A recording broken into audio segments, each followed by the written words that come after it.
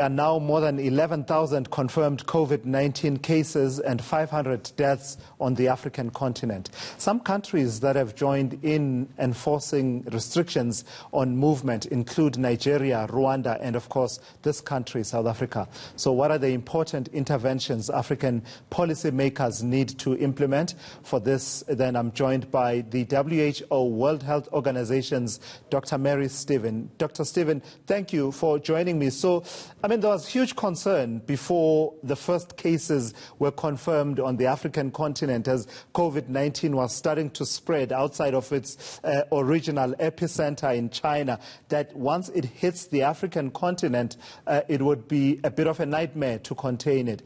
Have those concerns been borne out by the situation, or is it too early for us to heave a sigh of relief?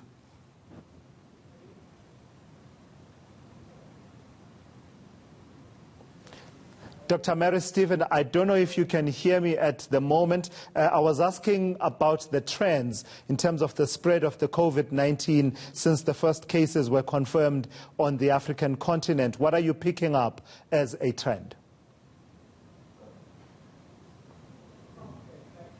All right, we'll have to go back to that interview a bit later on. It's an absolutely critical conversation for us to have, just to give us a sense of where things stand on the African continent. More than 11,000 cases confirmed, and we are told that there have been over 500 deaths on the African continent. So we will try again. In fact, I'm told I can try again with Dr. Mary Stephen from the WHO. Let's give it one more try. Dr. Stephen, thank you for talking to me. Before the COVID-19 cases were first confirmed on the African continent, there was widespread concern, and in fact I think even the WHO was concerned about the possibility of containing it once it starts spreading on this continent.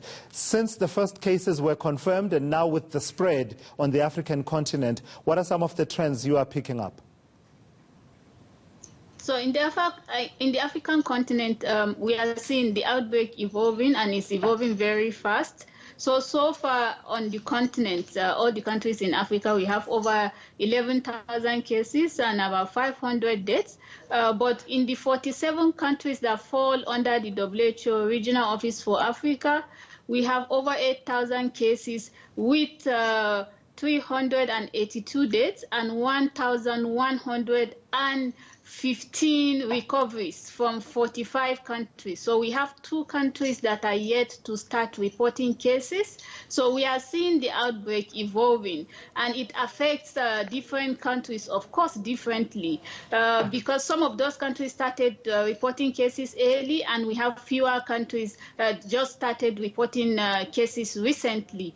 But the countries in Africa have been responding, of course, with different measures, the issue of dictation, testing, isolation and management of the patient, in addition to contact tracing and the preventive measures of social distancing, hand hygiene, and cough etiquette as a way of preventing further spread within the communities. So like you said earlier, yes, the cases are increasing on the continent, but we are also seeing countries responding. So it is a bit early to say that we are doing good or badly, but so far countries are doing their best to break the chain of transmission and curb further spread of the outbreak. So we have seen some countries still up to 14 days with 4 cases, and then we are seeing a number of countries that are reporting over 1,000 cases. So right. This depends also. Right. Dr. Mary Stephen, thank you so much for your time. Unfortunately, the quality of the line there, not so great, but we got the gist of what she's been telling us about the trends on the African continent.